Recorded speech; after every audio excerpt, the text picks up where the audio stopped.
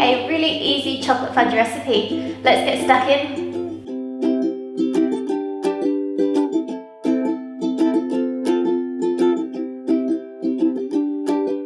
So the ingredients I'm using are 400 grams of milk chocolate, 395 grams of condensed milk, 150 grams of butter chopped, and 1 teaspoon of vanilla extract. Now I need to line this square baking tin here with some baking paper.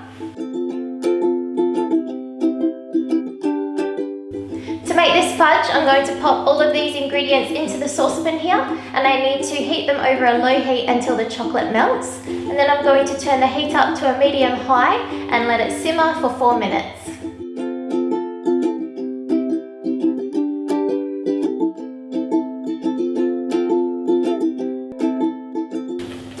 Now this one has thickened, I'm going to carefully pour it into the tin here, smooth it off just with this spatula, and then sprinkle it with some pink Himalayan salt.